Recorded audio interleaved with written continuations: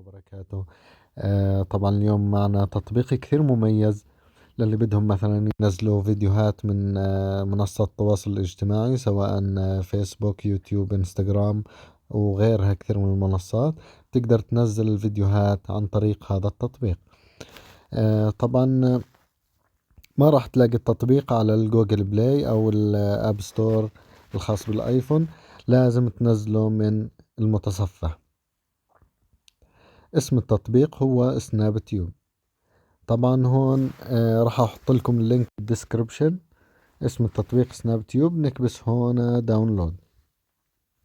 طبعا بعطيك رسالة تحذيرية هون انه الفايل، انه التطبيق ممكن يكون مؤذي لهاتفك، وطلعت لك هاي المسج لانه انت بتنزل تطبيق من مصدر غير معروف، يعني انه مش من المتجر الرسمي.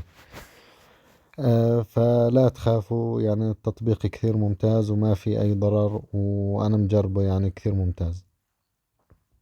نكبس هون داونلود أجين، أنا منزله قبل هيك.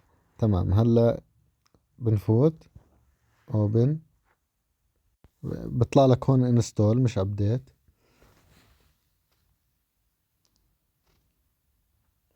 نستنى ليخلص.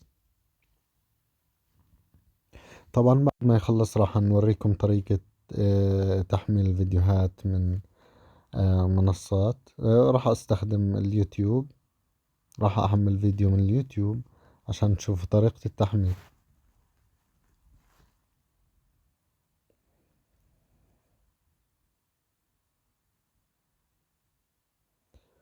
نستنى قبل ما يخلص.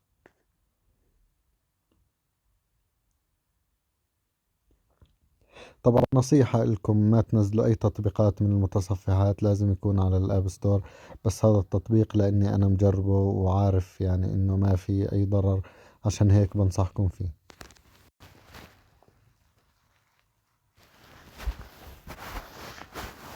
بنفوت على التطبيق،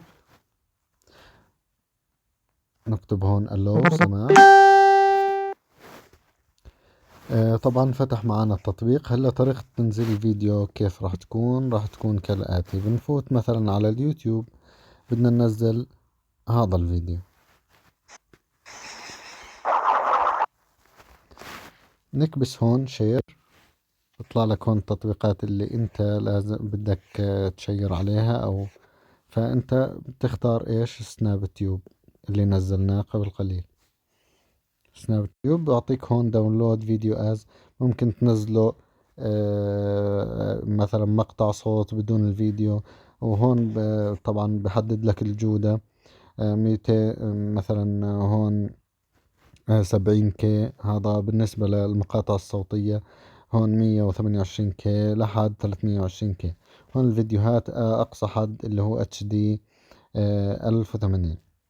فإحنا بدنا ننزله، نكبس هاي، بعطيك ستارت داونلودينج.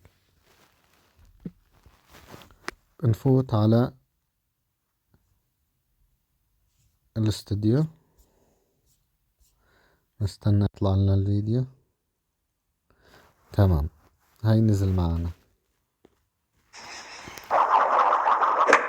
سويتون أميسكو.